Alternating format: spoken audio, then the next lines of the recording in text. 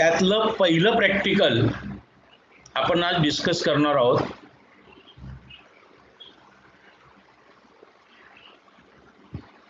The heading of the practical is Michelson interferometer.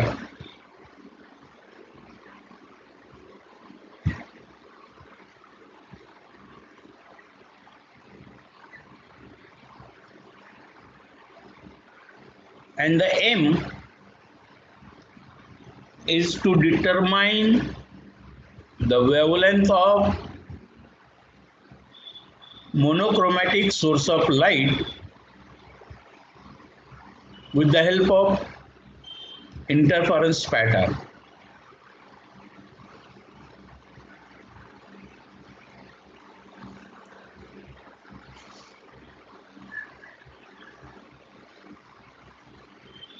तर या practical मध्ये the Michelson study the first interference and the device used to study the interference. It is called as Michelson interferometer.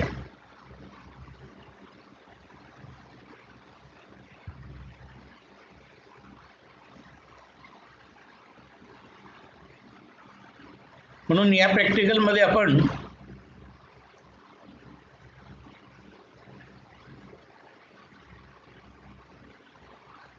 Construction of Mickelson interferometer तो कसा असतो,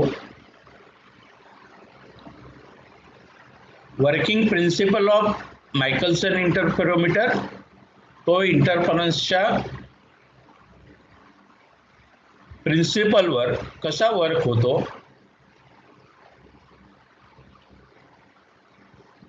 types of fringes त्याच्यामध्ये जे काही fringes आपल्याला मिळणार आहेत त्या कोणकोणत्या प्रकारच्या फ्रिंजेस आपल्याला पाहायला मिळतील आणि ऍप्लिकेशन्स. म्हणजे मायकल्सन इंटरफेरोमीटर मुळे आपण काय डिटरमाइन करू शकतो, काय फाइंड आउट करू शकतो, त्याचा यूज कसा करू शकतो, अशा 4 पार्ट मध्ये आपण याला डिवाइड करणार आहोत.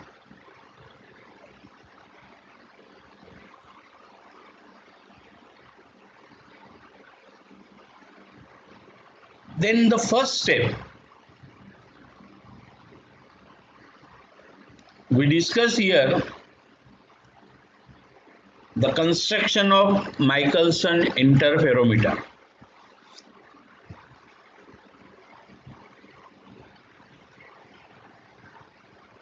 त्याचं कन्स्ट्रक्शन कसं असतं, तर याची 2 डायमेन्शनल डायग्राम मी ब्लॅकबोर्डवर काढलेली आहे, व्हाईट बोर्डवर काढलेली आहे. तर या व्हाईट बोर्डवर आपण 2 डायमेन्शनच्या डायग्रामच्या अनुषंगाने याचं कन्स्ट्रक्शन 1 बाय 1 हे कसं असेल हे आपण आता पाहूया.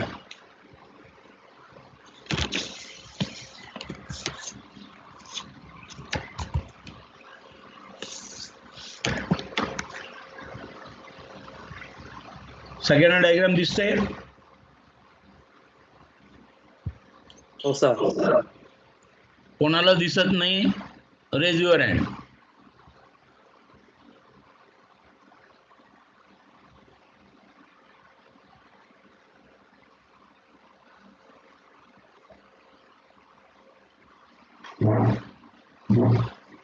याचा अर्थ प्रत्येकाला दिसतंय असं मी अझम्पशन करतो, कारण कोणाचा हात वरती नाही.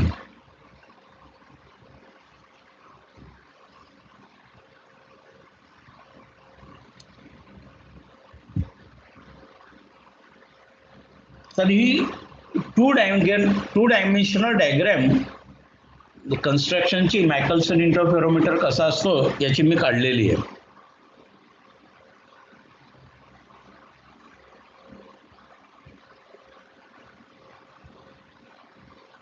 याच्यामध्ये पहिल्या स्टेपमध्ये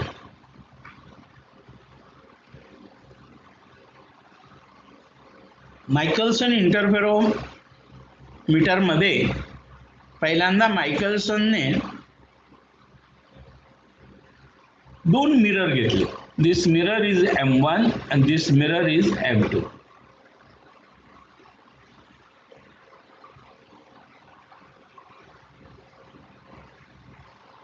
मग हे मिरर कसे आणि ते त्यांनी कसे ठेवले?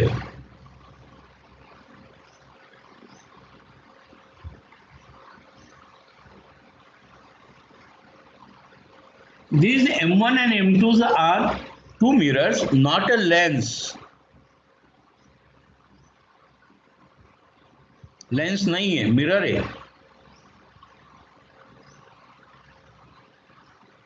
And they are highly polished. What is mean by highly polished? Highly, fully polished. It means that ते पूर्णपणे रिफ्लेक्टर्स आहे. पूर्णपणे काय? रिफ्लेक्टर्स आहे. त्याच्यामध्ये कुठल्याही प्रकारचं ट्रान्समिशन होत नाही.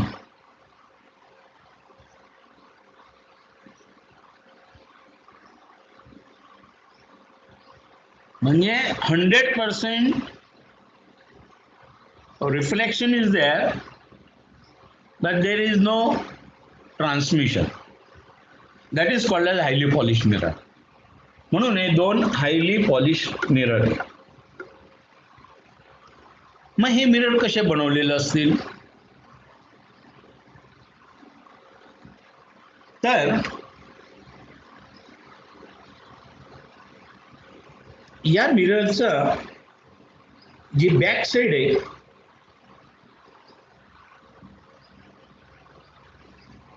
The back side it is to be the highly polish. म्हणजे कोलायडल सोल्युशन घेतलं, फॉर एक्झाम्पल द बेंझिन,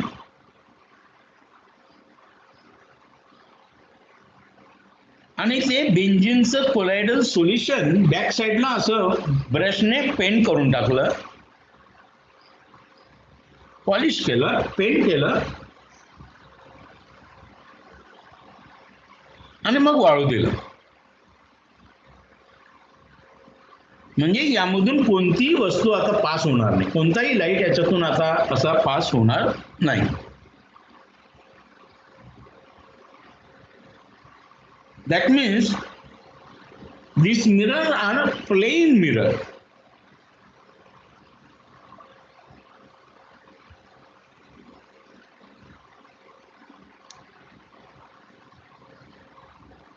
मग हे ठेवले कसे? These mirrors are placed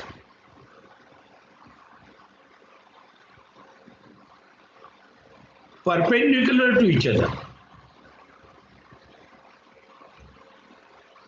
हे असे कसे ठेवले? परपेंडिक्युलर आणि इक्विडिस्टन्स असे. मग या पद्धतीने हे दोन mirror perpendicular to the each other असे ठेवलेले. This is the first step.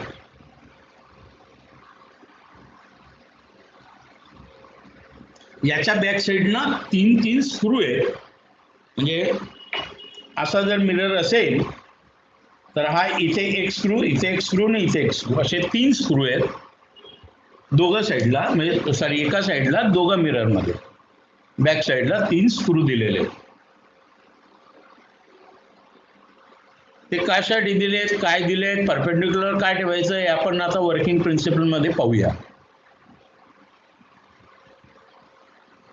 That means first step, two plane mirror, highly polished plane mirror, they are placed perpendicular to each other.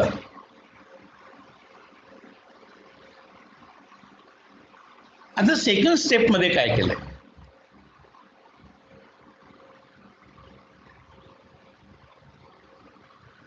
मायकल्सनने 2 glass plate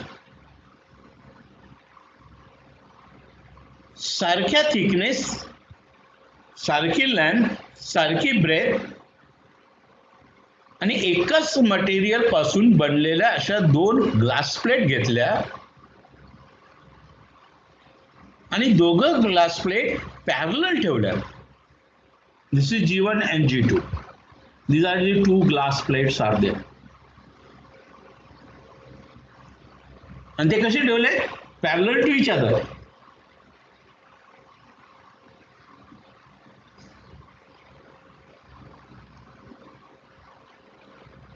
and G1 makes at the center.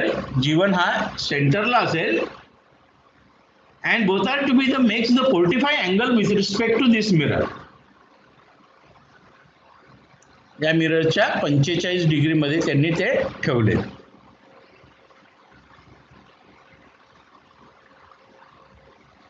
That means there are two glass plates having the same thickness, same material, placed parallel to each other, and they are placed in between the mirror M1 and M2, making the angle is a 45.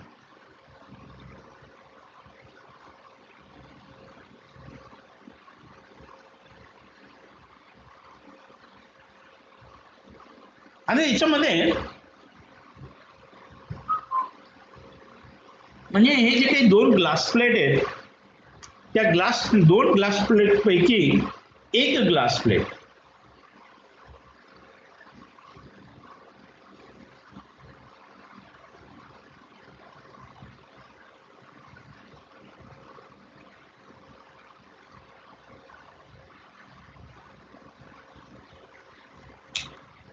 the glass plate G1.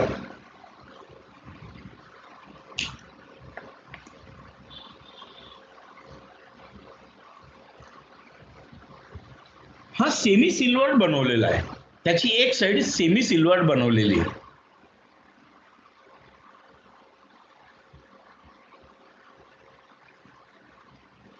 म्हणजे याची back side जी G2 जवळ असेल ती side म्हणजे अशी जर plate असेल तर अशा दोन प्लेट असतील. त्या दोन प्लेट पैकी हा G2 हा G1 आहे. या G1 ची ही साइड ही सेमी सिल्वर बनवली. म्हणजे ही कशी बनवली?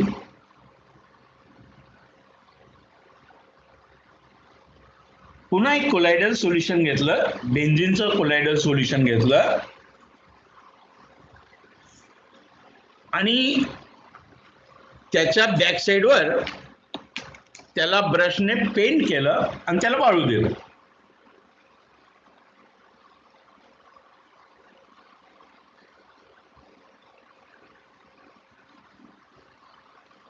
आणि वाळल्यानंतर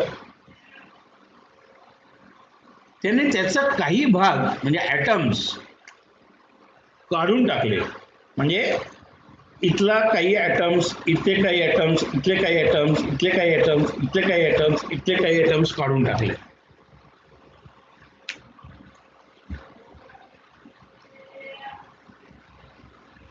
असं ज्या वेळेला असेल तर हा काय झाला? सेमी सिल्वर्ड झाला. आता झाला सेमी सिल्वर्ड झाला.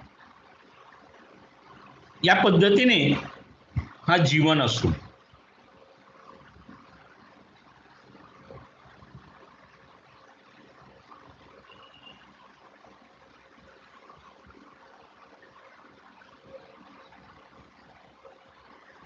म्हणजे आपण आतापर्यंत दोन हायली पॉलिश मिरर M1 आणि M2 घेतले. They are perpendicular to each other. Two glass plate having same thickness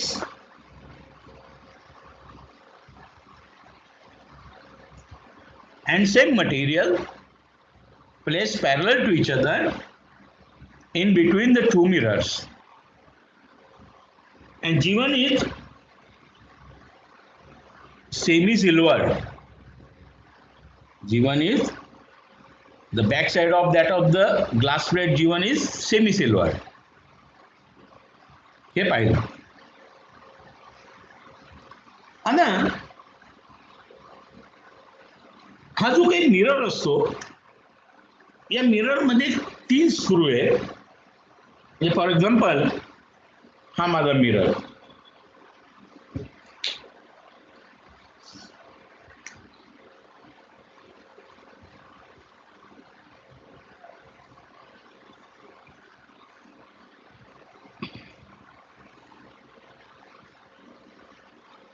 तर याच्यामध्ये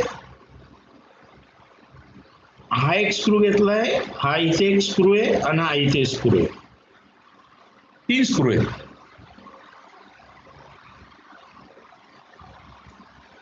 तर होतं ना की मला हे दोघं कसे पाहिजेत, परपेंडिक्युलर टू इच अदर पाहिजेत.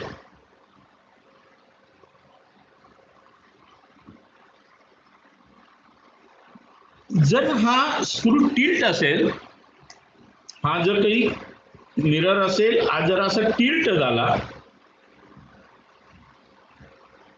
तर मला चालणार नाहीये. म्हणून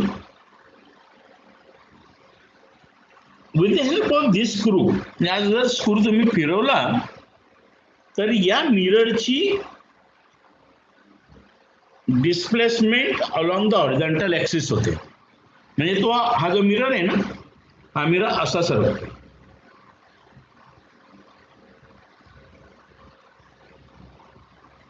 हा जर स्क्रू तुम्ही जर फिरवला तर हा मिरर असा टिल्ट होतो.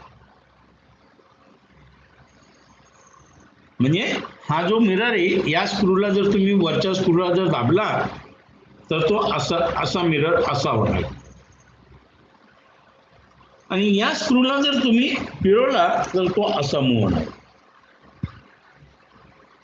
म्हणजे या स्क्रूला फिरवला तर तो कसा मूव्ह होईल, असा मूव्ह होईल. That means with the help of these 3 screws, we place these 2 mirrors exactly perpendicular to each other. Exactly perpendicular to each other.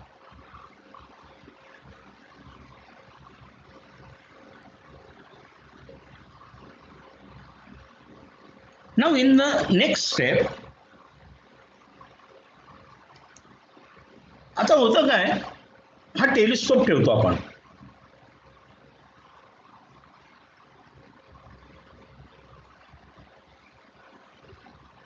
आता या साईडला मिरर असल्यामुळे मी इथून पाहू शकणार नाही, या साईडला मिरर असल्यामुळे मी इथून पाहू शकणार नाही. या साईडला मी सोर्स ठेवला असल्यामुळे ज्याची मला वेव्हलेंथ काढायची आहे, लाईट आहे, हा कधी पण आपण लेफ्ट हँड साईडलाच ठेवतो. Generally in physics the source should be in the left hand side and the light direction of the light, it is from that of the left to that of the right hand side. हे लक्षात ठेवा कधी पण. तर मी इथून पाहू शकत नाही, म्हणून मला टेलिस्कोप एकच जागा वाचली आणि इथूनच मला टेलिस्कोप ठेवावा लागेल.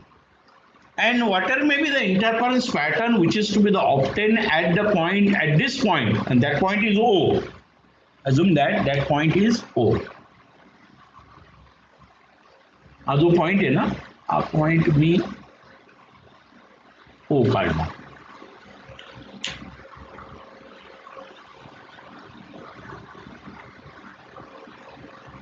तर इथे मला इंटरफरन्स पॅटर्न मिळणार आहे. दॅट इंटरफरन्स पॅटर्न मला पाहिजे आहे, तर मी या टेलिस्कोप मधून पाहणार आहे. That means fix the telescope such a way that we can see the interference pattern in the glass plate G1 at the point is O.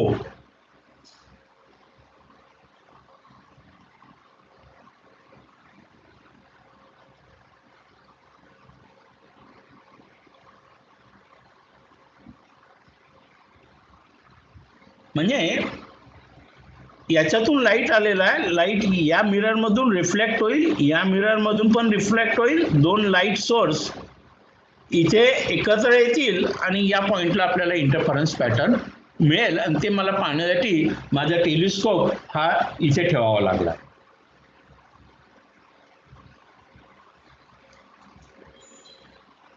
आता त्याच्यामधला पार्ट राहिला आहे तो light. This is the source of light and we place the lens here in such a way that the source should be at the focus point. मग हा जर focus पॉइंटवर जर असेल तर पॅरलल बीम ऑफ लाईट हे याच्या lens मधून आपल्याला मिळणार आहे.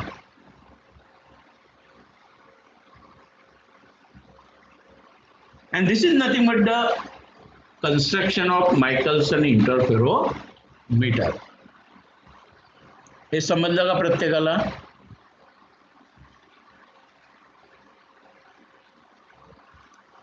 स्नेहल समजलं का? हो सर. अश्विनी? हो सर समजलं. अमोल? मग हे जर समजलं असेल तर आपण आता म्हणजे आपला पहिला पार्ट कन्स्ट्रक्शन हा कम्प्लीट झालेला आहे. आता आपण working action of that of the Michelson interferometer हे कसं असतं हे आपण आता पाहूया.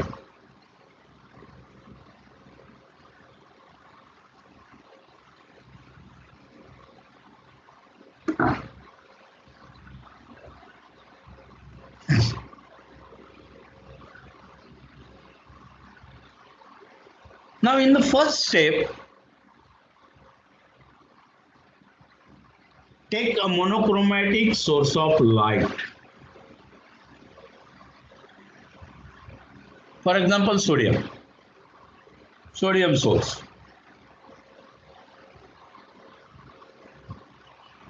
तर असा sodium source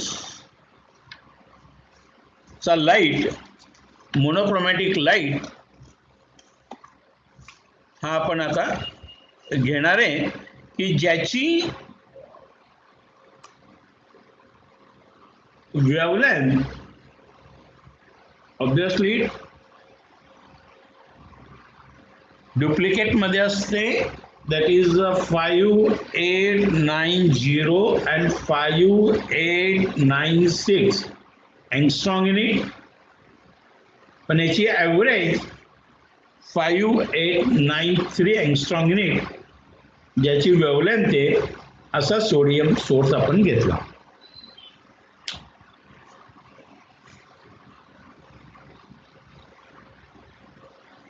And place the convex lens here in between the source and glass plate G1.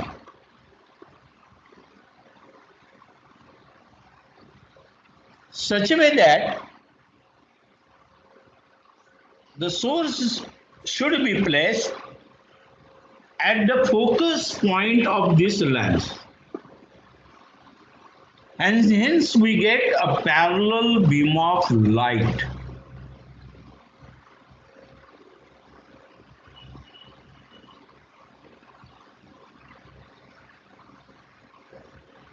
लक्षात. आणि असे पॅरलल बीम ऑफ लाईट आपल्याला इंटरफरन्स पॅटर्न मध्ये लागणार आहे.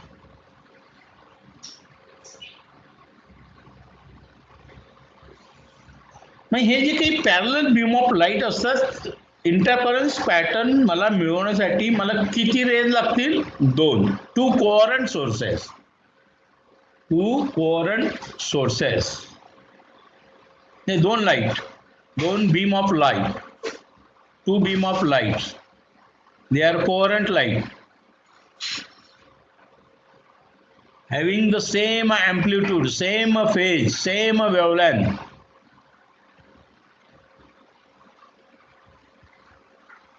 हे मला मिळवायचे to obtain the interference pattern. तर मायकेलसनने काय केलं?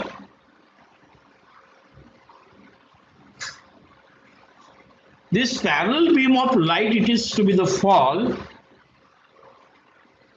on the front side of that of the glass plate G1, like this. Assume that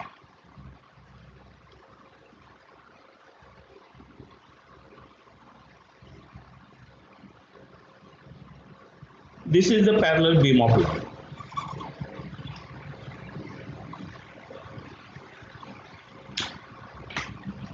मग आता याच्याने काय होतं ते आपण याचं स्टडी करूया.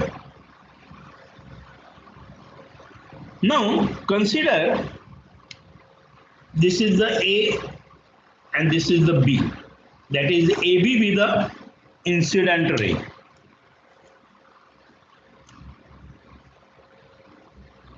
Having this thickness of that of this glass is nothing but the sum T. That means this light it is to be the refracted.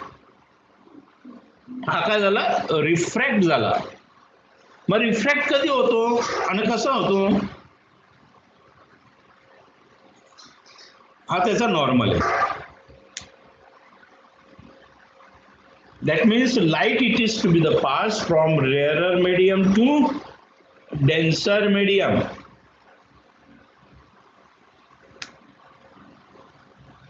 मग रेअरर मीडियम मधून डेन्सर मीडियम मध्ये जर लाईट पास होत असेल then that light it is to be the bend towards the normal, towards the normal.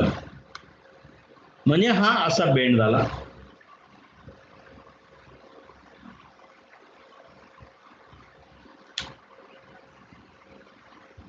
आता इथे काय हा जो काही पोर्शन आहे ग्लास प्लेट G1 चा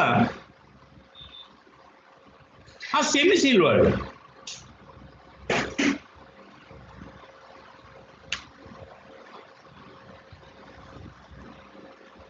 सेमी सिल्वर्ड असल्यामुळे this light it is partially reflected and partially refracted.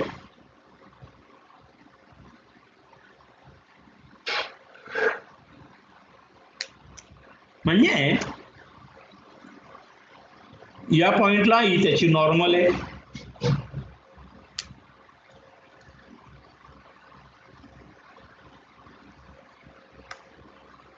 Now the light it is to be the pass from that of the denser medium to the rarer medium, then it bends away from the normal like this.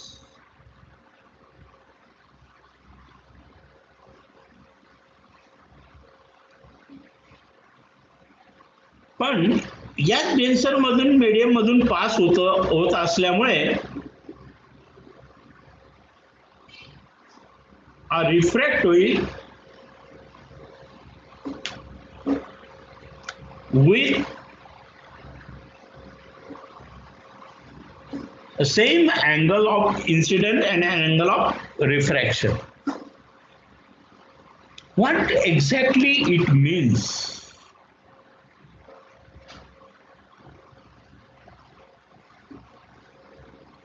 It is a partially reflected and partially refracted.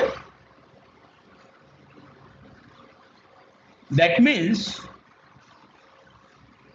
division of amplitude, division of principle of division of amplitude. या प्रिन्सिपलने ते use होतं.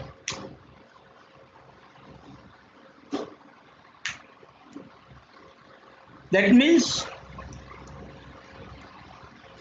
incident light AB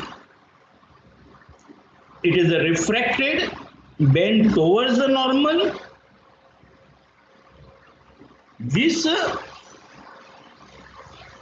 ray BC is a partially refracted, partially reflected.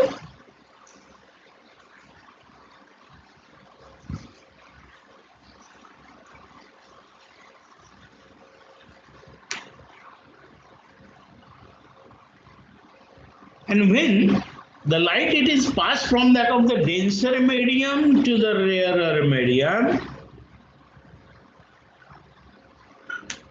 then it moves away, bent towards to that of the away from that of the normal.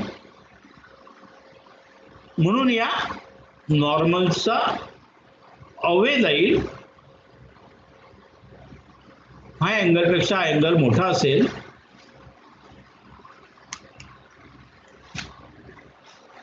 तर हा असा जाईल.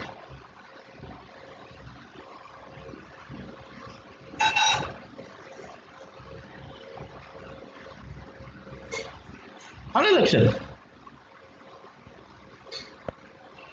This is the first ray, this is the second ray.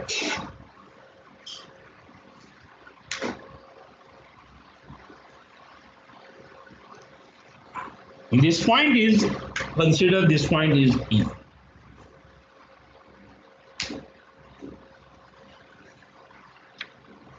That means amplitude of ray BC is divided into two parts, and hence Michelson interferometer is works on the principle of division of amplitude.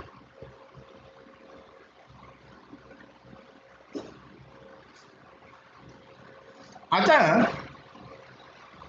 होणार काय की हा one रे या मिररवर जाऊन strike झाला, reflect झाला, angle of incident 0 आहे.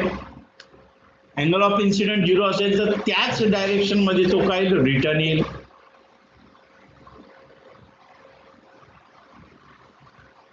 हा सुद्धा रे सेकंड रे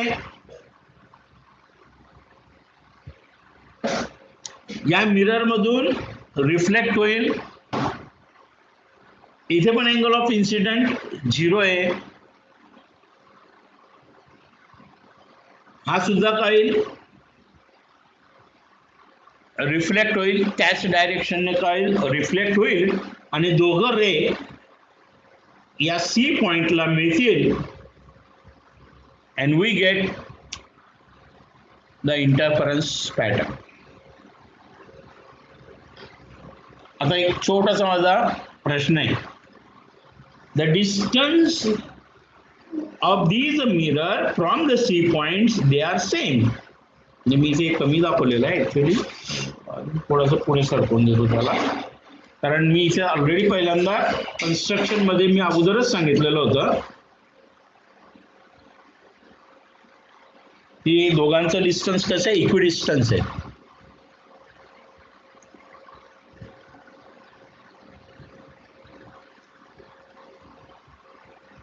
मग इथे मला इंटरफरन्स पॅटर्न हा मिळाला पाहिजे ज्या टेलिस्कोप मधून मी इथून पाहणार आहे.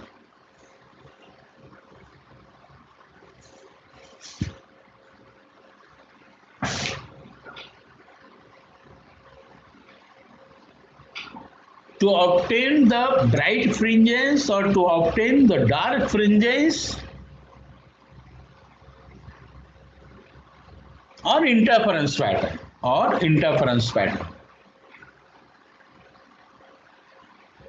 the path difference between these two rays should be 0. म्हणजे हा वन रे इथून गेल्यानंतर पुन्हा इथपर्यंत आला आणि इथून गेल्यानंतर पुन्हा इथपर्यंत आला तर याचा दोघांमधला पाथ डिफरन्स हा कसा असायला पाहिजे, 0. Physically the path difference is 0 because they are equidistances, they are placed equidistances. But optically, that is optical path difference, it is called as optical path difference is not equal to 0.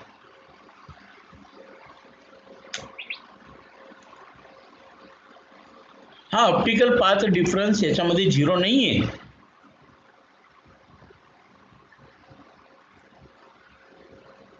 कारण तुम्ही जर इथे पाहिलं तर या C पासून हा D पर्यंत गेला, पण इथे मीडियम कोणतं होतं? डेन्सर. त्याचा स्पीड किंवा वेलॉसिटी काय होईल? कमी होऊन जाईल. मग हा पुन्हा रेअर मीडियम मधून पुन्हा इकडे आला, पुन्हा याच्यामधून पास होतोय. 2 वेळाला डेन्सर मीडियम मधून पास होतो. किती वेळाला? 2 वेळाला.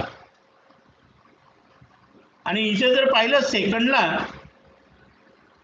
इथे कुठल्याही प्रकारचं डेन्सर मीडियम नाही, तो सरळ जातो सरळ येतो. तर होणार काय? या सी पॉइंटला सेकंड रे अगोदर येईल, फर्स्ट रे नंतर येईल.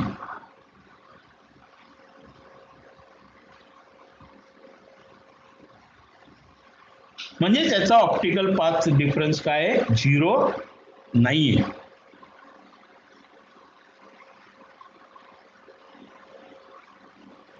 मग ही डिस्क्रिपन्सी जी काय आहे ही मला रिमूव्ह करायची असेल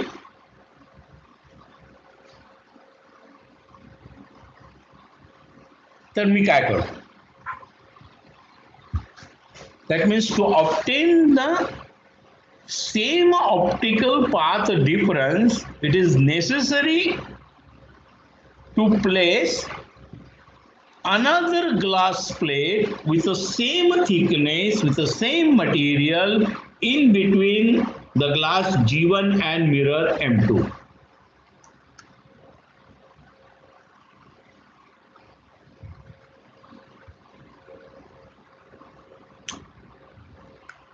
म्हणजे मी जर सारख्याच थिकनेसचा सारख्याच मटेरियलचा एक G2 अशी दुसरी ग्लास प्लेट याच्या रस्त्यामध्ये जर ठेवली तर हा पण पुन्हा काय होईल? डेन्सर मीडियम मधून जाईल, पुन्हा सरळ जाईल, पुन्हा येईल, पुन्हा डेन्सर मीडियम मधून जाईल आणि पुन्हा इथे येईल.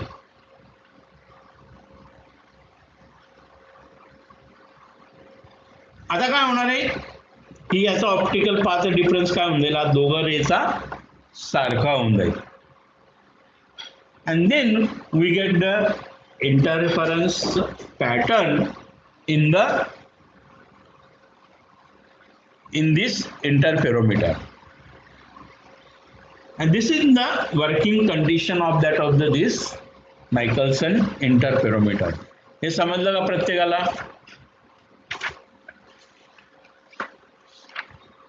हो सर.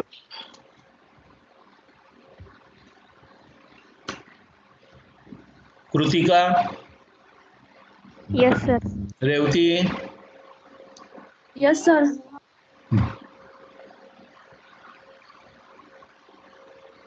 निलेश, नितेश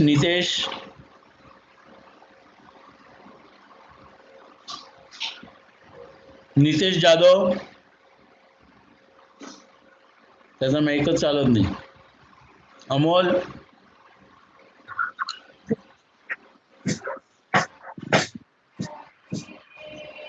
राजेश्वरी, हॅलो. हा समजलं ना? Yes sir.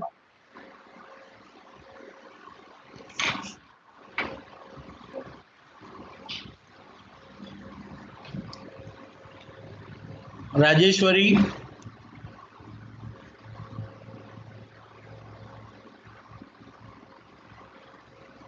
Rajeshwari,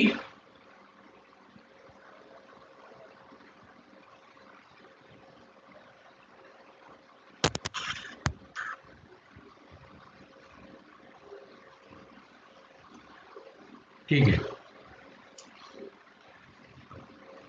That means we have completed here the construction and the working action or working principle behind this Michelson interferometer. आता तिसरा पार्ट आहे, and that part is types of fringes.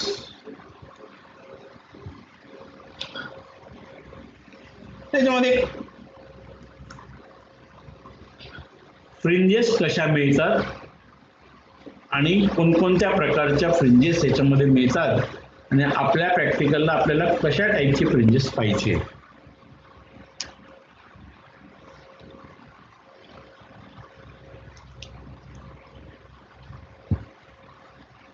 Now to obtain the interference pattern, both the mirrors should be perpendicular to the each other.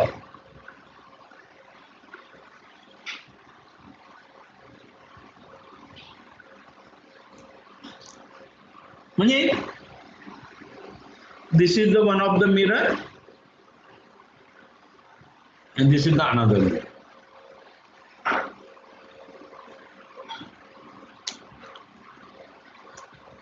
They are placed perpendicular to each other. Pata काय होतं.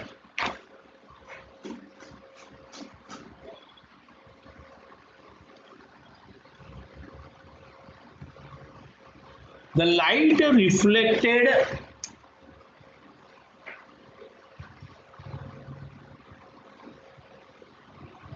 light reflected from the mirror M2 म्हणजे याच्यामधून जे light reflect होतील is exactly parallel to the mirror M1. म्हणजे याच्यामधून जे काही रिफ्लेक्टेड लाईट होतील ना ते कसे आहेत parallel to that of this M1. Parallel.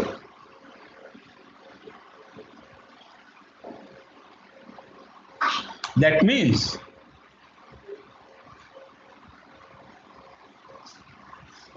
आता होतं काय की मी या टेलिस्कोप मधून पाहतोय पुढे पाहतोय मी या मिरर M1 जवळ पाहतोय मी मिरर M2 कडे पाहू शकत नाही. पहा लक्षात ठेवा मला काय काय दिसणार आहे या टेलिस्कोप मधून मिरर M1 दिसणार आहे आणि जे काही इमेजेस मला जे काही पाहायला मिळेल जे काही इंटरफरन्स पॅटर्न मला पाहायला मिळेल ते कशात पाहायला मिळेल मिरर M1 मध्ये कारण मला M2 दिसत नाही.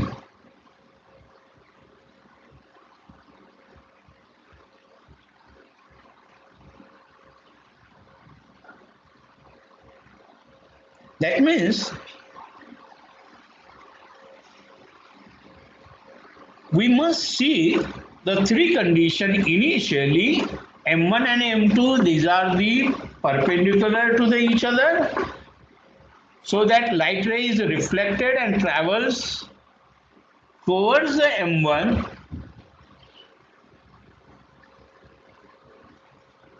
parallel to that of the M1, and we see the interference pattern in the mirror M1, not in M2.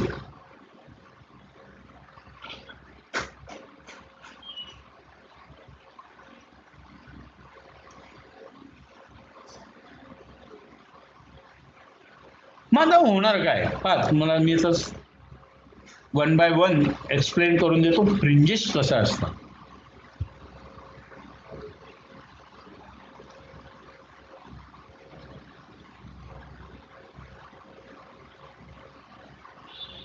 Assume that these two mirrors are not perpendicular to each other. म्हणजे काय की समजा हा असा आहे लक्षात हा कसा असा टिल्ट आहे झाला म्हणजे मी काय केलं या स्क्रू जो इथे स्क्रू होता ना या स्क्रूला मी प्रेस केला तर हा मिरर इकडे गेला याची पोझिशन अशी आली. हा तुमचा इन्सिडेंट लाईट होता इथून आलेला हा टिल्ट झाल्याबरोबर हा काय झाला हा इकडे गेला. आता ऍक्च्युली इथून दाखवताना कारण तो ओरिजिनल पोझिशन मध्ये नाही येतो.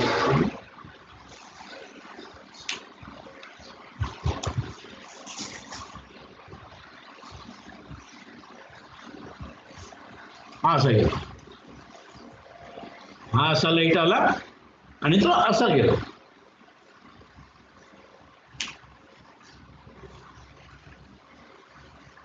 कारण ही त्याची काय झाली, ऍक्च्युली नॉर्मल अशी होती ती अशी गेली, नॉर्मल अशी होऊन गेली.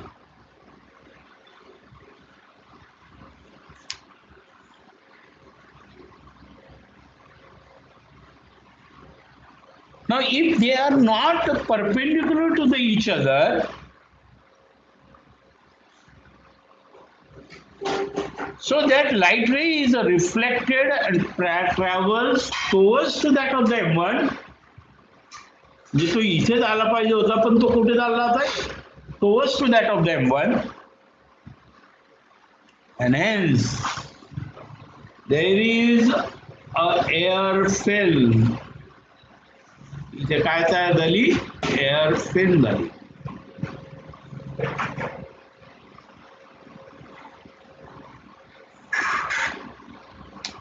So that we get curved fringes. We get the curved fringes. It is called as vase shaped fringes.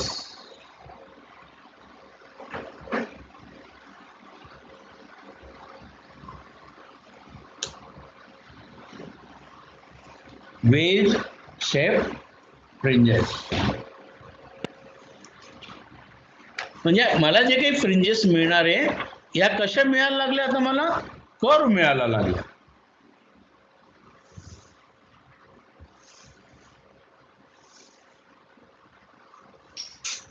हा जर असं न टिल्ट करताना, हा जर मिरर असं पण टिल्ट असेल तर इथे आपल्याला कुठेतरी अशा कर्व किंवा वेज फ्रिंजेस मिळतील.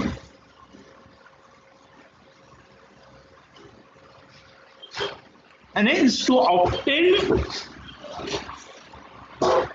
a interference pattern, हा पण इंटरफरन्स पॅटर्न आहे, परंतु याच्यामध्ये जे काही फ्रिंजेस आहेत त्या कशा आहेत, कर्व आहे, वेज टाईप आहे.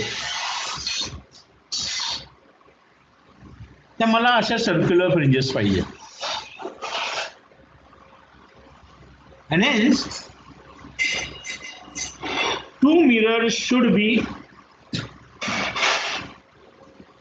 perpendicular to the each other, and with the help of this screw, इथे जे काही 3 स्क्रू आहेत या 3 स्क्रूने आपण काय करू शकतो, एक्झॅक्टली परपेंडिक्युलर ते करू शकतो.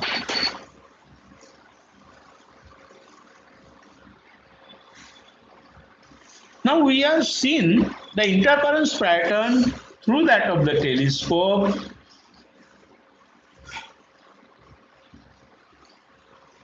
towards the mirror M1, and we cannot see the mirror M2 in that of the telescope. That means looking towards the M1,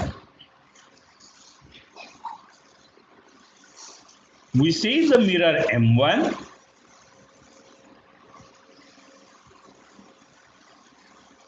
and the interference pattern, and this interference pattern आम्हाला कुठे दिसणार आहे, या mirror M1 मध्ये दिसणार आहे. पहा कारण काय, पहा लक्षात ठेवा, मी जर आरसा घेतला आणि आरशाच्या पुढे मी जर असा एक कुठली पण एखादी वस्तू जर मी ठेवली तर त्याची मला याच्यात काय दिसते, इमेज दिसते. म्हणजे आज जर फिंगर ठेवला समजा असं मी, तर याची मला या आरशामध्ये काय दिसेल, इमेज दिसेल. पण सपोज ही ओपेक नाहीये पण ट्रान्सपरंट आहे, ट्रान्सपरंट आहे, म्हणजे मी काय केलं, हा काय आहे, ट्रान्सपरंट ठेवलाय. जर मी हा जर ट्रान्सपरंट ठेवला असेल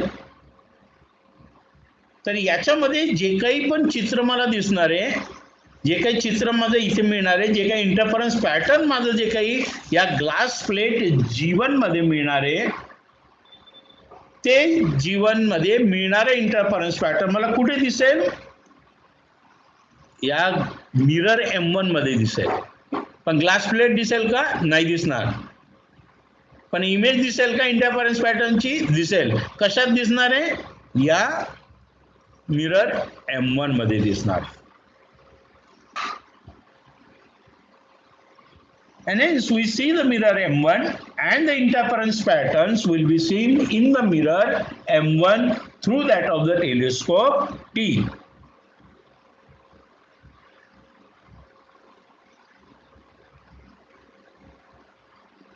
Because glass plate G1 is a transparent. Whatever may be the interference pattern which is to be obtained at the point O in the glass plate G1, the image of that interference pattern it is to be obtained in the mirror M1.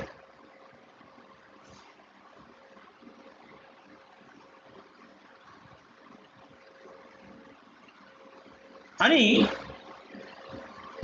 म्हणून हा जो काही mirror M2 आहे, हा जो काही reflected light असा येऊन इथे मिळणार आहे, हा जो काही M2 आहे, हा जे M2 चा मिरर मी डायरेक्ट पाहू शकत नाही, परंतु तो कुठे दिसेल मला?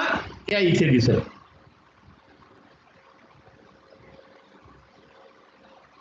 दिस इज M2 डॅश.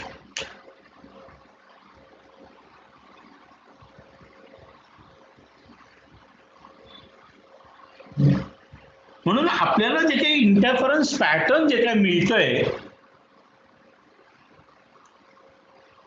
ते टेलिस्कोप मधून पाहिल्यानंतर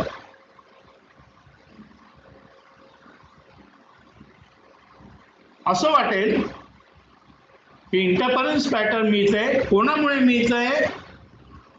Actually, it is to be obtained due to that of the M2, but M2 cannot see directly through that of the telescope, but its image it is to be obtained in the mirror is M1 as a M2 dash, and hence whatever may be the interference pattern which is to be obtained in the glass plate G1 at this point, it is due to that of the two rays. One is reflected from M1 and another is reflected from M2 dash. हे लक्षात ठेवा. म्हणजे इथे जे काही interference pattern मला मिळतं तर बघ ऍक्च्युअली त्या M2 मुळे मिळतोय, परंतु M2 हा मला कुठे दिसणार आहे? M2 डॅश हा M1 मध्ये दिसणार आहे. म्हणून whatever may be the interference pattern which is to be obtained in that of the glass G1, हा glass G1 पण मला दिसणार नाहीये, but because it is to be the transparent and the interference pattern which is to be the obtained and the glass plate G1, it is to be the seen, the image of that of the interference pattern it is to be the seen in the mirror M1. And that interference pattern is due to the reflection of that of the light from that of the M1 and M2 dash. म्हणजे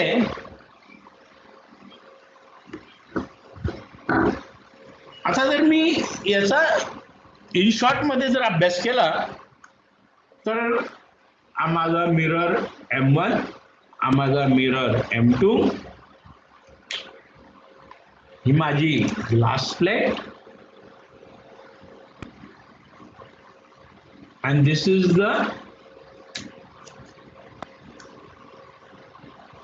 M2 dash. This is the mirror M1. This is M2. This is our telescope.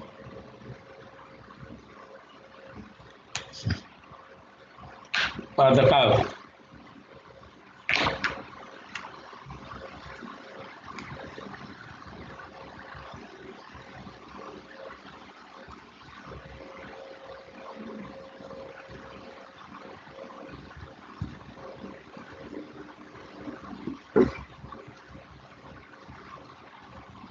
आता याच्यामध्ये काय काय होणार आहे पहा.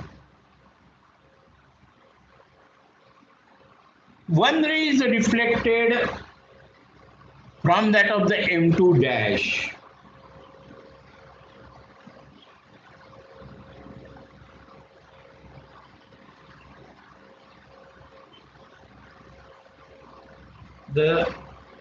This is the T, is the thickness,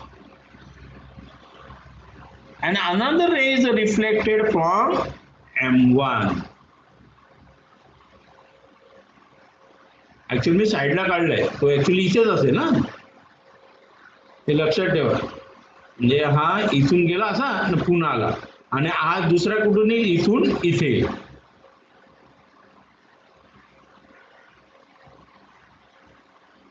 And the path difference between these two rays are one ray and this is second ray.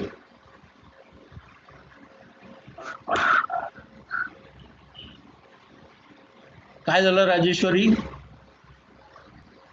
काय नाही sir.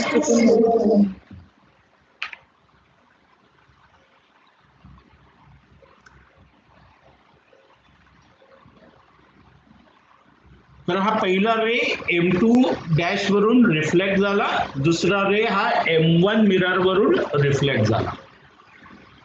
या दोघांमधला पाथ डिफरन्स, हा जसा रे इथून ऍक्च्युअली हा पण इथे द्या, एवढं लक्षात ठेवा, मी फक्त साईडला काढलेला आहे. हा असा सरळ गेला, टी एवढा अंतर चालला, पुन्हा टीएन एवढा पुन्हा रिफ्लेक्ट होऊन पुन्हा चालला आणि पुन्हा ओरिजिनल पोझिशनला आला. तर याच्यामध्ये चालण्यामुळे, म्हणजे याचा ट्रॅव्हल किंवा चालण्यामुळे याचा पाथ डिफरन्स किती आला? हे एवढा इक्वल डिस्टन्स आहे, पण एवढा 2 वेळा झाला, म्हणजे पाथ डिफरन्स 2t आला. समजलं का तुम्हाला? कोणामुळे? चालण्यामुळे.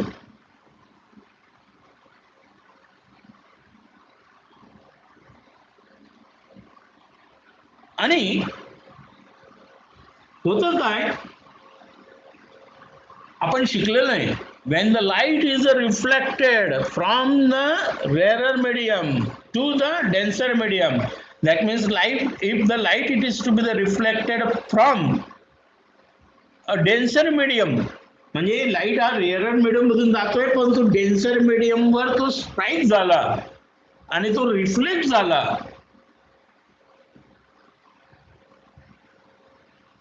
तर तो किती पाथ डिफरन्सने चेंज होतो हे पण शिकलोय आपण. म्हणजे हा इथून गेल्यानंतर इथून परत आला, कुठून? या डेन्सर मीडियम पासून जर तो रिफ्लेक्ट झाला, म्हणजे तो मुडला,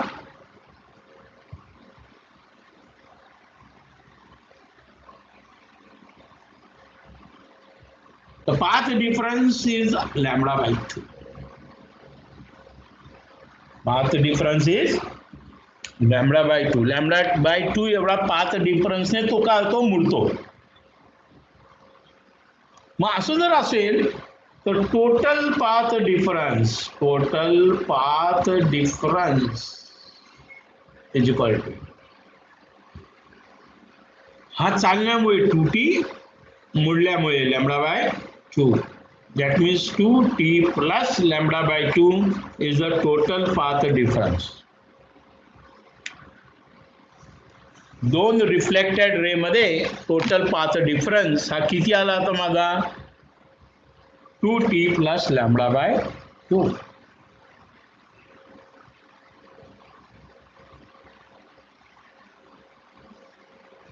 एवढं लक्षात ठेवा.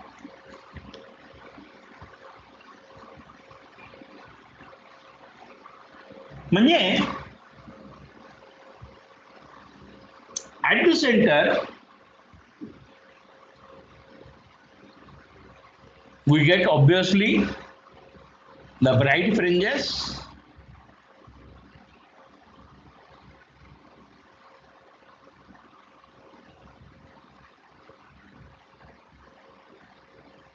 आणि याच्यापासून, म्हणजे इथे जे काही ब्राईट फ्रिंजेस मला मिळते त्याच्यापासून एवढ्या पाथ डिफरन्सवर एवढ्या पाथ डिफरन्सवर 2t प्लस लॅम्बडा बाय 2 एवढ्या पाथच्या डिफरन्सवर. मग किती आहे? इथे 2t प्लस एवढा डिस्टन्स आहे, इथे पण एवढा डिस्टन्स आहे, इथे पण एवढा डिस्टन्स आहे, इथे पण एवढा डिस्टन्स आहे, इथे पण एवढा डिस्टन्स आहे.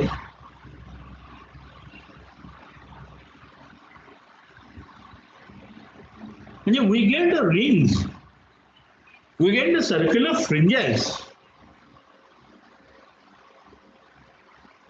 या सर्क्युलर फ्रिंजेस कशामुळे मिळायला लागल्या मला? The path difference is 2t plus lambda by 2 मुळे, एवढा पाथ डिफरन्स मुळे मिळायला लागल्या. आणि if suppose this path difference is, that means if this path difference is, that means 2t plus lambda by 2 is equal to the n times lambda.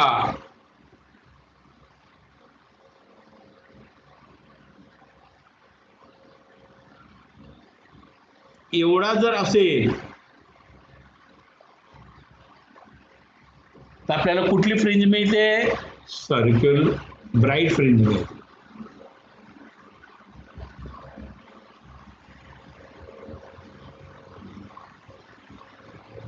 आणि हा जर path difference, if it is to be the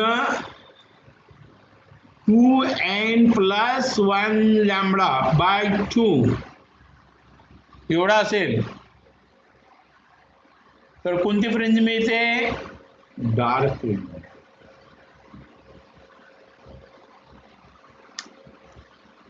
That means we get a dark and the bright fringes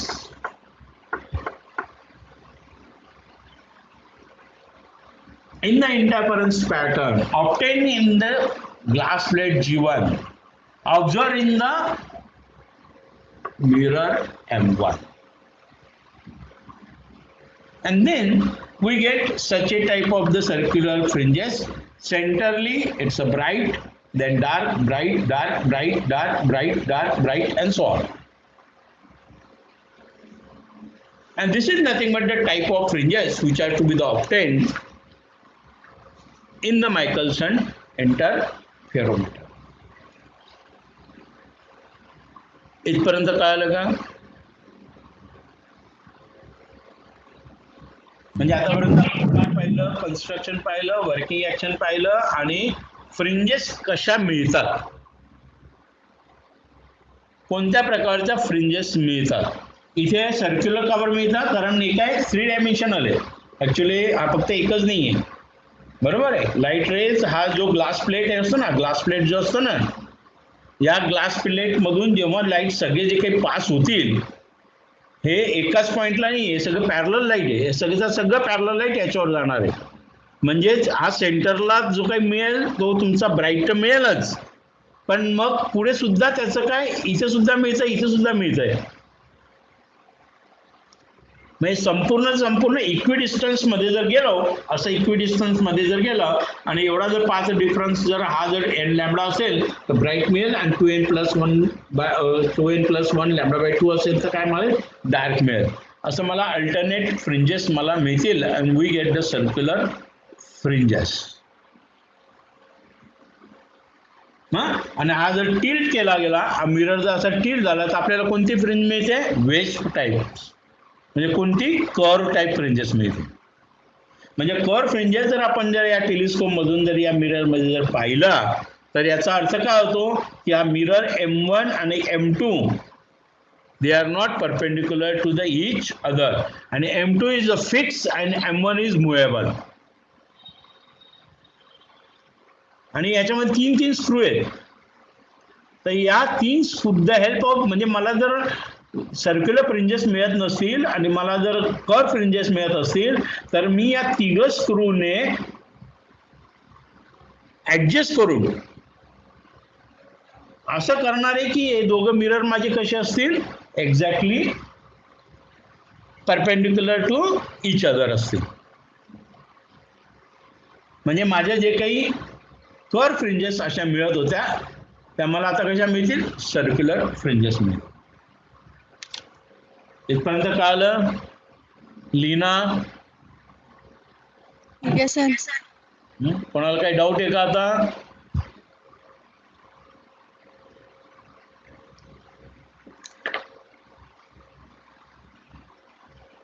कोणा doubt असेल तर मला विचारा अजून, नाहीतर मग मी पुढचं घेतो.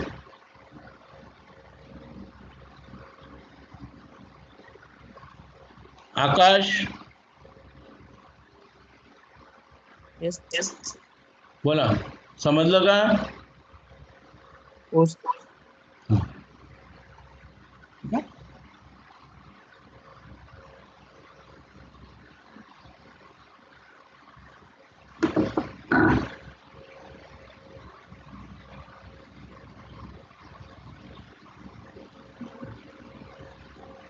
मग पहा आता काय होतं. आता ऍक्च्युअल आपण प्रॅक्टिकल करतोय असं ॲझम्पशन करूया, बरोबर आहे. तर प्रॅक्टिकल करतोय म्हणजे काय, मी तुम्हाला अगोदरच सांगितलं की एक मला ब्राईट फ्रिंज मिळेल आणि मला मग डार्क मिळेल, पुन्हा ब्राईट मिळेल,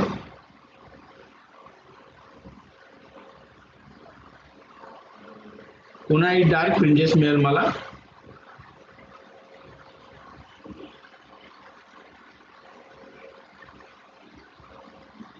मग पुन्हा ब्राईट मिळेल,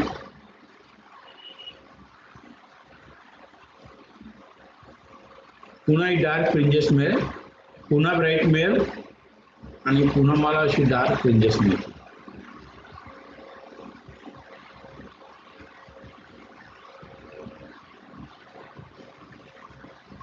समजलं?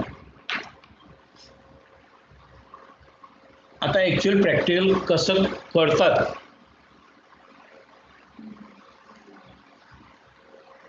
ते मी तुम्हाला एक्सप्लेन करून देतो.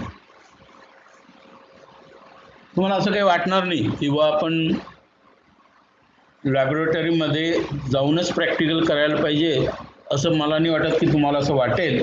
मी ॲक्च्युली तुम्हाला याच ब्लॅकबोर्डवर, याच व्हाईट बोर्डवर मी तुम्हाला ॲक्च्युअल कसं असतं ते मी तुम्हाला एक्सप्लेन करून देतोय.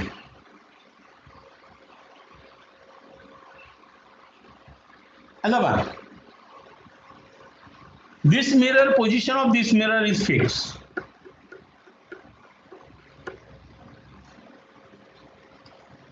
मग आता मी इन शॉर्ट मध्ये ना या सगळ्या गोष्टी लिहिलेल्या आहेत. हा लाईट कसा असेल, डिफ्यूज मोनोक्रोमॅटिक लाईट सोर्स असेल, हा लेन्स असेल, हा काय असेल, G1 हाफ सिल्वर मिरर आहे, passes half of the light and reflected half of the movable mirror, बरोबर आहे. हा G2 काय कॉम्पेन्सेट करतो, काय कॉम्पेन्सेट करतो, याच्यामधला ऑप्टिकल पाथ. म्हणून G1 दोन रिफ्लेक्टेड पार्शली, रिफ्रॅक्टेड पार्शली, म्हणून याला बीम स्प्लिटर असं सुद्धा म्हणतात. या G2 ला कॉम्पेन्सेटर असं सुद्धा म्हणतात. हा M1 हा माझा काय मुव्हेबल आहे with a precise micrometer drive. आता काय ऍक्च्युअली सांगतो.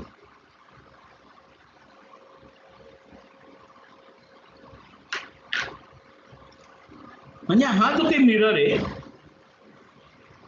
M1,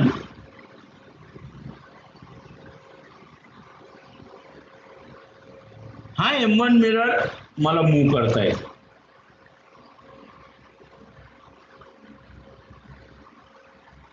असा ना असा मूव्ह करता येतो, पण आपण आता डायरेक्शन दोघं इक्विडिस्टन्स असल्यानंतर आपण फक्त ही डायरेक्शन पाहूया. मागे जायचं म्हणजे याचा मागे जायचं म्हणजे इथं पुढे पुढे सरकेल. मग याला जर मला असं सरकवायचं जर असेल तर मला इथे कुठेतरी एक सिस्टीम लावायला लागेल, एक रॉड असेल. लक्षात. मग हा जो रॉड असेल, मग तो रॉड मी फिरवतोय तर इथे माझं स्केल असेल.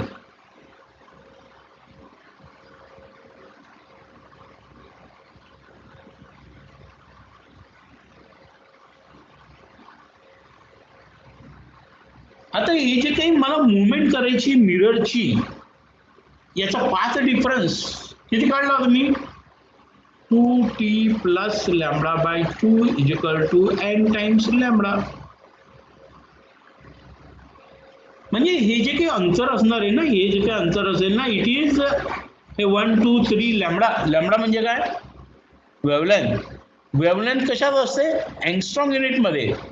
म्हणजे अँगस्ट्रॉम युनिटच्या ऑर्डर मध्ये मला मूव्ह करायची. पण मी काय बोलतोय, अँगस्ट्रॉम युनिटच्या ऑर्डर मध्ये मला मूव्ह करायची आहे. 1 angstrom unit means how much? 1 into 10 raised to minus 8 centimeter. लक्षात ठेवा मी काय बोलतोय तर. म्हणजे हा जो काही माझं मुवमेंट असणार आहे या मिररचं, हे 10 raised to minus 8 म्हणजे नियर अबाउट, ऍक्च्युअली हा 2t पण त्याच्यात ऍड झाला, म्हणून हा त्याचा near about 10 raised to minus 5 सेंटीमीटरच्या ऑर्डर मध्ये मला मूव्ह करायचं. मी काय बोलतोय, 10 raised to minus 5 च्या ऑर्डर मध्ये मला तो मिरर मूव्ह करायचा आहे. म्हणजे किती अंतरामध्ये मूव्ह होईल? 0.00001 सेंटीमीटर एवढा अंतराने मूव्ह करावं लागेल. असं 1 सेंटीमीटर 1 मिलीमीटर एवढा फास्ट नाही चालणार.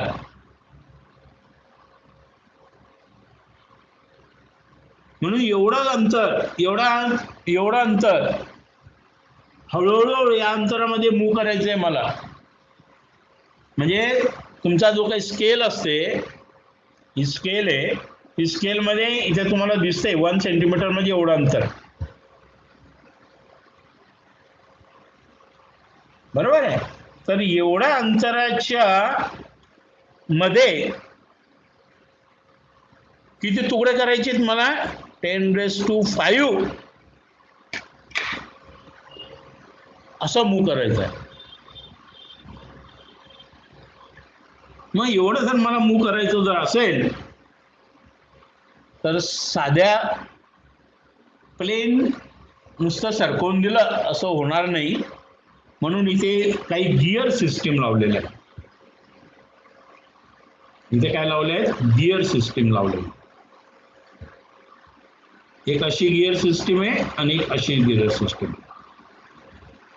मी तुम्हाला थोडंसं मोठं करून देतो, हे तुम्हाला कळेल.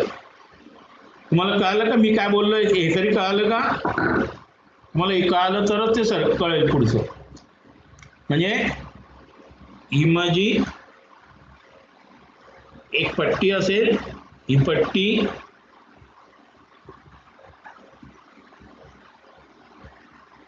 या गिअर मध्ये मला मूव्ह करावी लागेल आणि दुसरी पण गिअर मध्ये पण मला मूव्ह करावी लागेल. पहा मी काय करतो.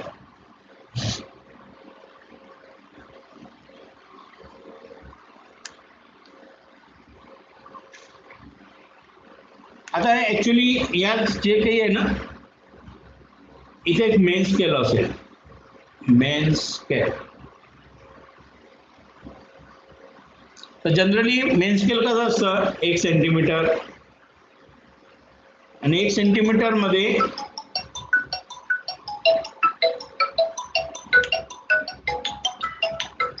एक मिनिट हा.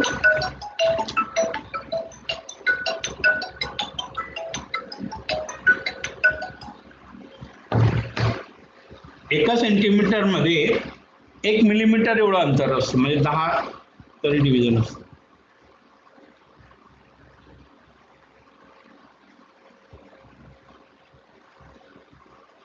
आलं लक्षात?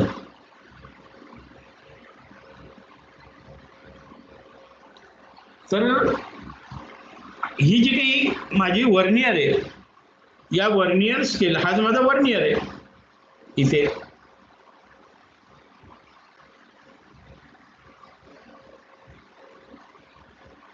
तर हा जो काही माझा वर्नियर जो आहे याच्यात किती आहे? 10 आहे. म्हणजे हे जे काही मेन स्केल होतं त्याचा लिस्ट काउंट होता 0.1 सेंटीमीटर. त्याचा या वर्नियर स्केल पाहिलं ना तुम्ही?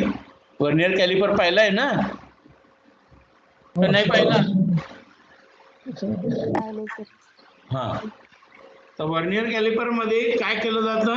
डिवायडेड बाय 10 म्हणजे किती डिस्काउंट आला? 0.01 सेंटीमीटर.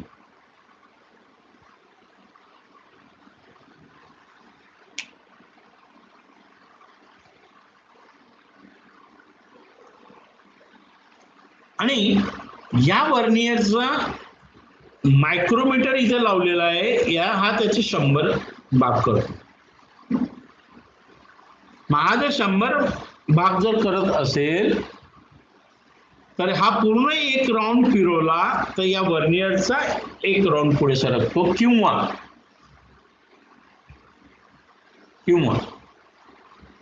आता काही ठिकाणी असं असतं की हे वर्नियर स्केलच नाही समजा, पण हा जो काही ना हा याला लावलेला आहे.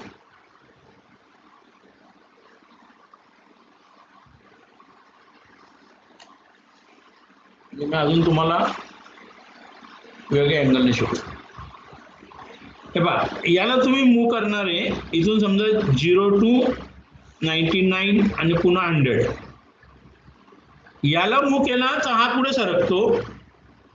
तर याची जी काही मेन स्केल आहे हा इथे होता, हा पूर्णपणे मूव्ह केला की हा कुठून कुठपर्यंत सरकतो? इथपर्यंत सरकतो. म्हणजे याच्या एक डिव्हिजन पर्यंत सरकतो. याची किती डिव्हिजन सरकते? एक. म्हणजे याला पूर्णपणे एक राऊंड कंप्लीट केला तर हा पुढे सरकतो एक डिव्हिजन एवढा पुढे सरकतो, इथे सरकला. म्हणजे 0.1 सेंटीमीटर हा होता, त्याचे हा किती भाग करतो? 100 भाग करतो. तर किती आला? 0.001 सेंटीमीटर एवढा. लक्षात? आणि इथे मायक्रोमीटर लावलाय. हा पण काय लावलाय? मायक्रोमीटर स्क्रू गेज लावलेला. या मायक्रोमीटर स्क्रू गेज वर पण काय? 100 आहे. याचे 100 जेव्हा कंप्लीट करतो तेव्हा एवढी एक डिव्हिजन पुढे सरकते. म्हणजे काय? याच्यामधला हा आहे ना एक डिव्हिजन आहे ना, एक डिव्हिजन हा पूर्णपणे असा फिरवला की इथून हा इथपर्यंत सरकतो. म्हणून याचे पुन्हा काय करतो? तो 100 तुकडे करतो. तर टोटल किती झालं? Divided by 100. That means 0.00001 centimetre. हा काय झाला? टोटल डिस्काउंट झाला. म्हणजे हे रिडिंग घ्यायचं अगोदर, मग हे रिडिंग घ्यायचं आणि हे रिडिंग घ्यायचं. मग रिडिंग घेताना कसं येईल? हे जे काही रिडिंग येईल, assume that it is 7.6 plus इथे 7.6 मेन स्केल होता. याच्यावरची डिव्हिजन समजा 32वी आहे, तर 32 मल्टिप्लाय बाय 0. त्याचा डिस्काउंट 0.001. याच्यावरची रेषी समजा 5 कशी लिहिणार आहे? 2 आकड्यामध्ये लिहायची. Plus 0.5 multiply by 0.1 2 3 4 5. लक्षात? तर याचं उत्तर काय येईल आता? 7.6320 सेंटीमीटर. म्हणजे एवढं बारीक तो सरकतो, एवढा याच्यामधून तो सरकतो. पुढचं याची फक्त एकच डिव्हिजन सरकवली तर हा कुठे जाईल? 7.63206 सेंटीमीटर. म्हणजे हा 10⁻⁻5च्या ऑर्डर मध्ये मूव्ह होतो. अशा पद्धतीचा याचा डिस्काउंट हा काढला जातो. म्हणजे रिडिंग लिहिताना मला जर एखादी पोझिशन मी जर सेट केलं तर याचं main scale reading plus this is to be the micrometers first and this is micrometer first and micrometer second. That means main scale reading plus micrometer first reading multiply by its discount plus micrometer second reading multiply by its discount. असं झालं total reading आपल्याला घेता येईल. मग आता actually काय करायचंय ते आता आपण पाहूया. म्हणजे मी तुम्हाला फक्त याच्यामध्ये कशी अरेंजमेंट असते, हा मिरर मला मूव्ह करायचा आहे, तर हा मूव्ह करताना याला कसे रॉड लावलेले असतील असं मी तुम्हाला एक्सप्लेन करून दिलंय. हा लक्षात. तर आता ऍक्च्युली त्या पद्धतीने आपलं रेडिंग घ्यायचे आणि कसे घ्यायचे ते तुम्हाला मी एक्सप्लेन करू.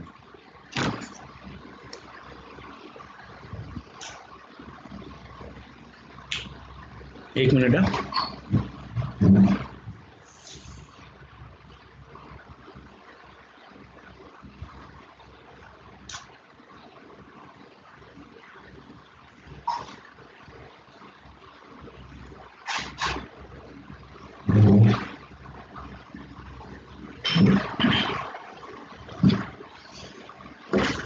आता बघा,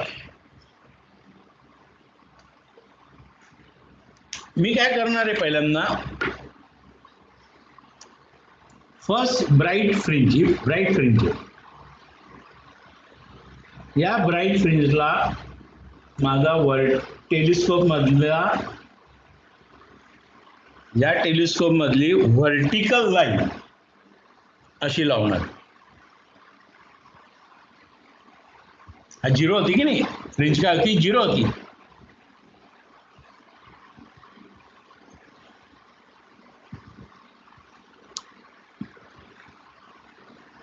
आलं लक्षात. फ्रिंज काय होती, 0. तिथे काय लावली मी, व्हर्टिकल क्रॉसओव्हर लाईन लावली. तर त्यावेळेला माझा ही ब्राईट फ्रिंज होती. ब्राईट फ्रिंजची माझी कंडिशन काय होती, 2t plus lambda by 2 is equal to n times the lambda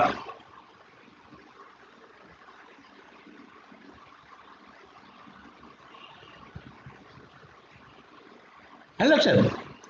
मग 2t बरोबर काय येईल, 2t is equal to n times lambda minus lambda by 2, म्हणजे it is n minus 1/2 times the lambda is equal to 2 times the t.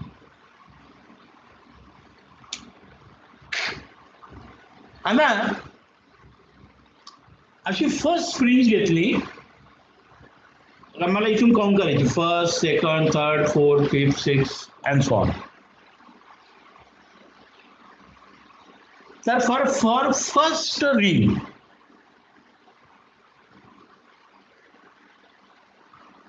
He condition काय येईल, 2t is equal to 1 minus 1/2 into lambda is equal to lambda by 2.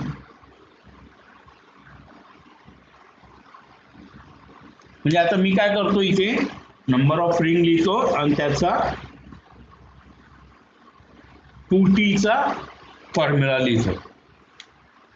Number of ring, first ring is equal to 2t बरोबर आहे, is equal to काय formula होता, n times किंवा n minus 1/2 times the lambda, हा formula होता. बरोबर काय आलं, 1 मायनस 1/2 म्हणजे लॅम्बडा बाय 2 आला. फॉर सेकंड 2 म्हणजे इथे 3 लॅम्बडा बाय 2 आला. फॉर थर्ड इथे काय येईल, आता 5 लॅम्बडा बाय 2. फॉर फोर्थ इथे काय येईल माझा 7 lambda by 2.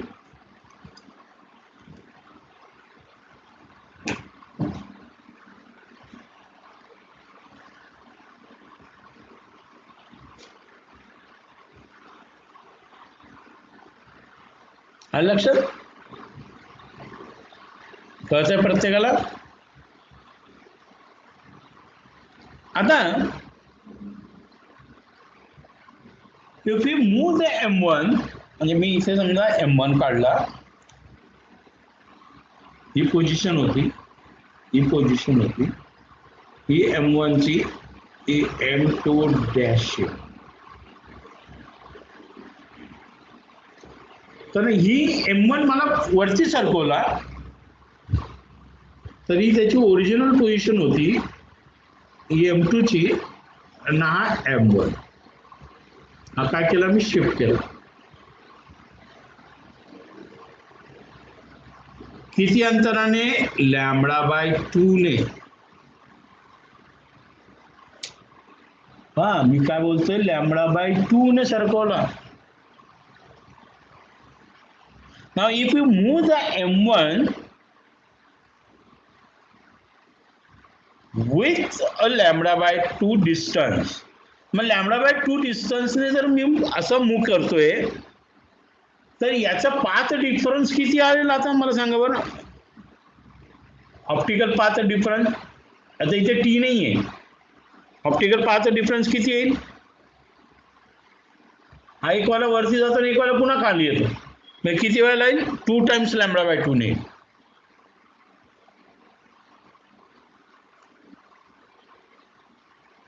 Then it is seen that the path difference is 2t plus the 2 times λ/2 is equal to t2 plus the lambda.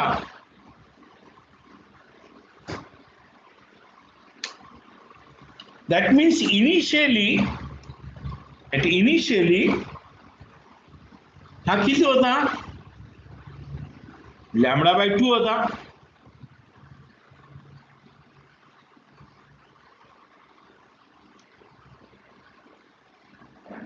लक्षात, इनिशियली काय होता? फर्स्ट रिंगला λ/2 होता.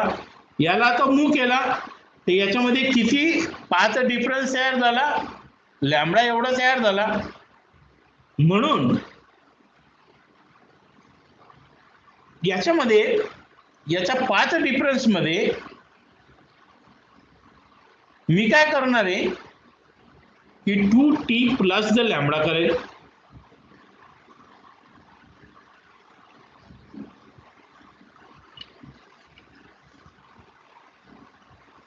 आणि 2t प्लस द लॅम्बडा मी केल्यामुळे, कारण हा λ/2 ऍड केल्यामुळे झालं काय की इनिशियली जेवढा मला λ/2 होता त्याच्यामध्ये मला पुन्हा एक लॅम्बडा ऍड करावा लागला. तर हा काय झाला? 3/2 टाइम्स लॅम्बडा झाला. म्हणजे याला जेव्हा मी मूव्ह करतो λ/2 ने तर मला जी काही कंडिशन मिळते, ही कंडिशन कोणाची मिळते? सेकंड फ्रिंजची मिळते. तर मी काय बोलतोय तर लक्षात ठेवा. पहिल्यांदा ही क्रॉस ओव्हर लाईन मी इथे लावलेली होती. इथे लावलेली असताना याची कंडिशन 2t = λ/2 फर्स्ट रिंग साठी होती. मी आता λ/2 ने याला पुढे सरकवला. याला पुढे सरकवल्यामुळे माझी जी काही कंडिशन मिळणार आहे ती λ/2 अंतर गेल्यामुळे त्याच्यामध्ये λ/2 plus the λ/2 is equal to lambda एवढा अंतर पाथ डिफरन्स तयार झाला. तो तयार झाला पहिल्या कंडिशन मध्ये मी तिला ऍड केला. पहिल्या कंडिशन मध्ये तेवढा पाथ डिफरन्स ऍड केल्याबरोबर माझा 3/2 टाइम्स लॅम्बडा आला. मग 3/2 टाइम्स लॅम्बडा एवढा जो काही माझा पाथ डिफरन्स आलेला आहे तो पाथ डिफरन्सची कंडिशन कोणासाठी आहे? सेकंड रिंग साठी आहे. म्हणजे हा इथे पुढे सरकवल्याबरोबर ही जी काही सेकंड रिंग होती ना, सेकंड रिंग ही पहिल्या रिंग वर जाऊन बसली. याला मी पुढे सरकवल्याबरोबर मला रिंग मिळाली. ती कोणाची मिळाली? सेकंडची मिळाली. तर ती माझी पुढे सरकली, पहिल्या रिंग वर जाऊन सरकली. म्हणजे by moving the distance is a λ/2 we get the second bright condition of second bright fringes. In short, we see here the condition of the second ring by moving the mirror in the back side and hence again move in the back side. पुन्हा अजून λ/2 पुढे अजून सरकवला. पुढे अजून सरकवला तर मला कुठली condition मिळेल? थर्ड. तिसरी रिंग इथे येईल. पुन्हा अजून λ/2 चौथी रिंग इथे येईल. मग मी काय बोलतोय तर म्हणजे लॅम्बडा बाय 2 अंतर एवढा मी जर पुढे पुढे सरकत गेलो, कोणाला, या मिररला बॅक साइडने पुढे पुढे सरकत जर गेलो, म्हणजे हे असं अंतर मी पुढे पुढे सरकत गेलो, तर माझं काय होतंय, पुढच्या रिंग अशा सरकतायत. आणि ही फक्त एका साइडने अशी सरकत नाही, तिघ साइडने सरकते.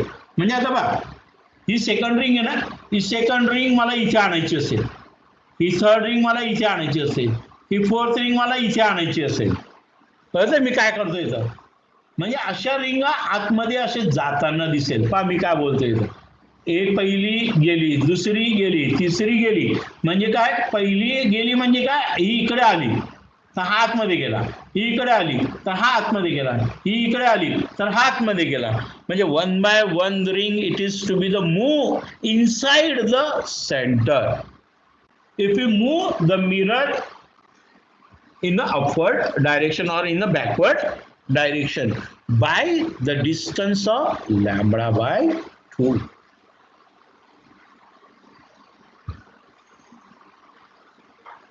And hence in general, if we move the M1 by that of the lambda by 2 at the center, we get the condition of next ring. That means we conclude that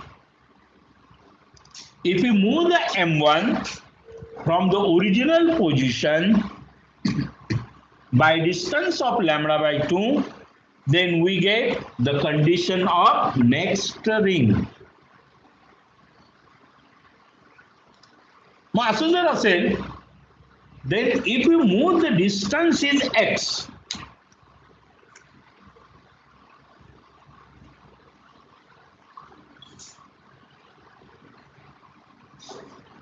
for 10 rings, 10 रिंगा मी जाऊ दिल्या तर माझं x एवढं अंतर आलं.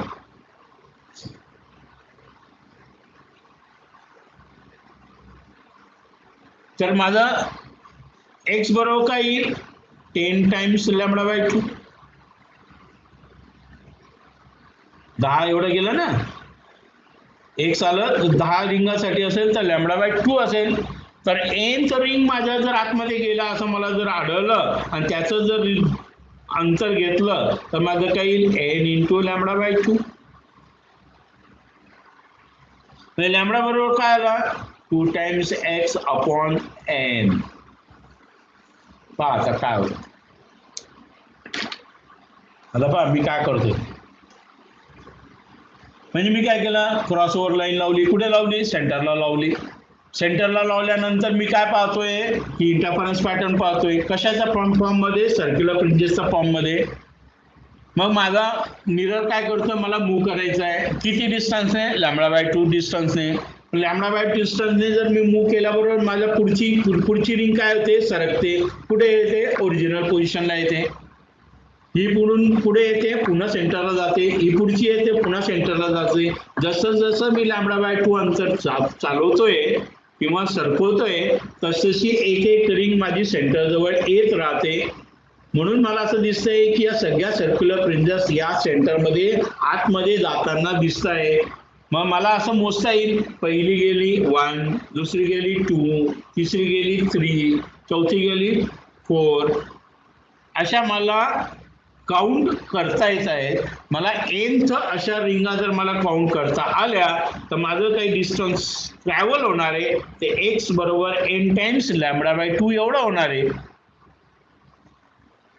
म्हणून माझा लॅम्बडा किती येईल, 2x अपॉन n येईल. n is the number of rings which are to be the travel towards to that of the center. मग आता मी काय करेल, एकदम सोपं आहे की मी एक रिडिंग येईल x1, आलं लक्षात. एक रिडिंग काय लिहिल मी, x1. जेव्हा इनिशियली मी क्रॉसओव्हर लाईन सेंटरला लावलेलं आहे त्यावेळेला ते रिडिंग कसं घ्यायला मी शिकवलंय. Main scale reading plus the micrometer screw gauge first multiply by least count 1 plus micrometer screw gauge 2 multiply by least count 2. अशा पद्धतीचं हे रिडिंग आलं माझं. मग विथ द हेल्प ऑफ याच्याने शेवटच्या मायक्रोमीटर स्क्रू गेजनी, मधल्या कुठेच नाही, शेवटच्या सेकंड मायक्रोमीटर स्क्रू गेजने मी असं फिरवत गेलो तर फिरवल्याबरोबर मला दिसतंय पहिली रिंग, ही रिंग अशी मध्ये गेली, पुढची रिंग मध्ये गेली, तिसरी रिंग मध्ये गेली, चौथी रिंग मध्ये गेली.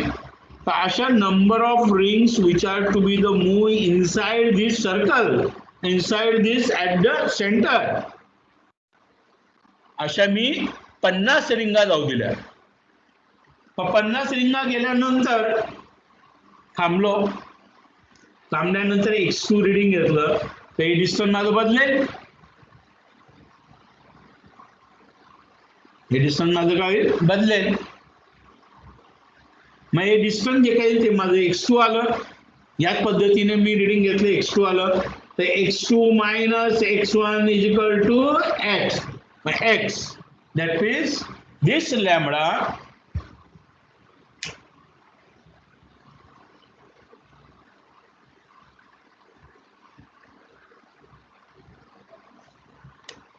lambda is equal to 2 times x upon 50.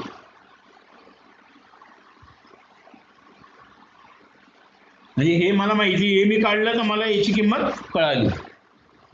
मग मी काय करतो, मग माझा ऑब्झर्वेशन टेबल कसा असेल त्यावेळेला, मग मी करेल का, मी असं करणार आहे की इथे नंबर ऑफ रिंग्स आणि इथे माझं रिडिंग, इथे पहिले 50 रिंग, मग 100, मग 150, मग 200, मग 250, मग त्याचं रिडिंग घेतलं माझं x1, x2, x3, x4, x5. मग याचं डिफरन्स घेतला तर काय येईल, x2 minus x1, x3 minus x2, x4 minus x3, x5 minus x4. हे कुठल्या याचं आलं, 50-50चा डिफरन्स आला, 50-50चा डिफरन्स आला, 50-50चा डिफरन्स आला. याचा काय घेतलं मी, मीन. मग हा जो काही मीन असेल तर lambda is equal to 2 into the x mean divided by 50.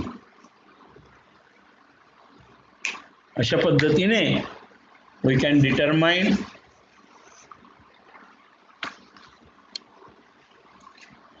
the wavelength of monochromatic source of light. हे समजलं का प्रत्येकाला?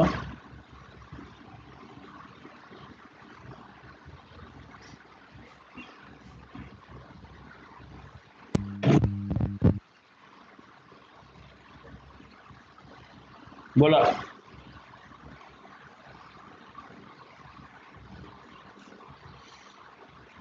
बोला, समजलं का? हो सर. हो सर.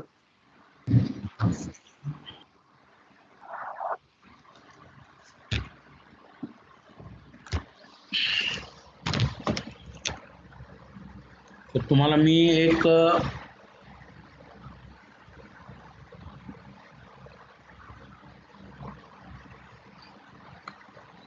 मिनिट,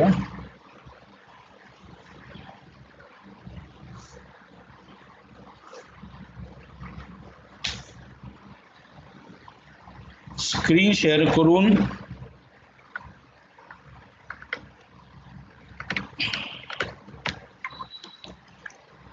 ऍक्च्युअली तो कसा असतो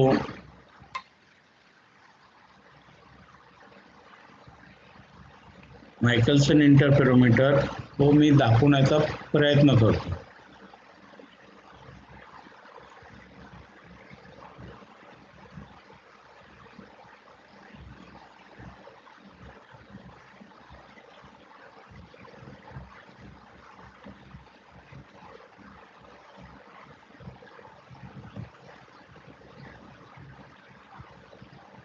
हे ऍक्च्युअल असं इंटरफरन्स पॅटर्न आहे. दिसतंय प्रत्येकाला? हो सर. हो सर. म्हणजे या पद्धतीने तुम्हाला इंटरफरन्स पॅटर्न मिळणार आहे. आणि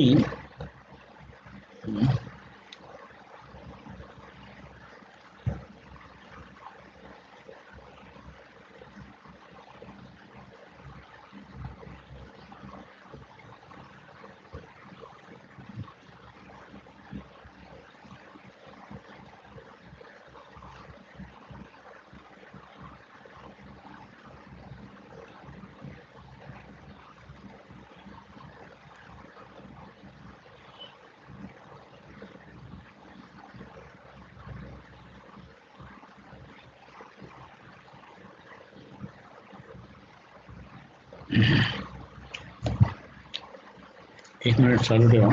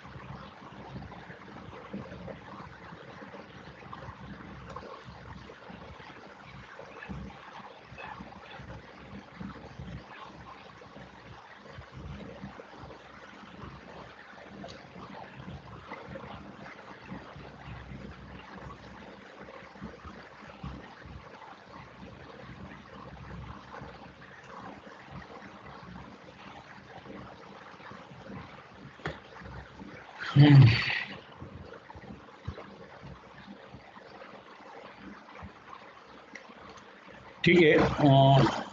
कारण काही ॲक्च्युली काल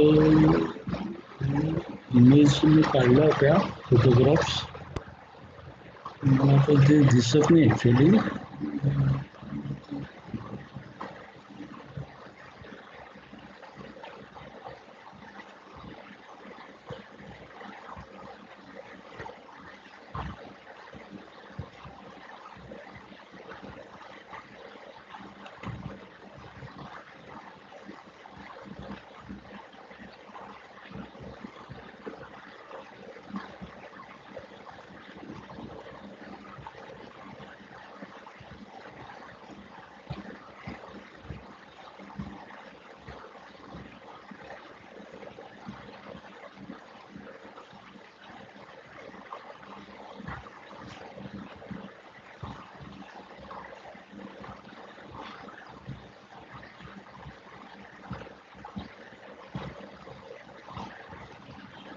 ठीक आहे. तुम्हाला मी उद्या लॅबोरेटरीमध्ये कसा इंटरफेरोमीटर आहे तो मी तुम्हाला उद्या याच्यामध्ये दाखवेल.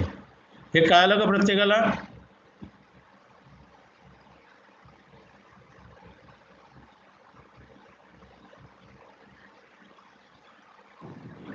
हो सर. हो सर. हो सर. हो सर. हो सर. कोणाला काही डाऊट्स असतील तर मला त्यांनी विचारायचे.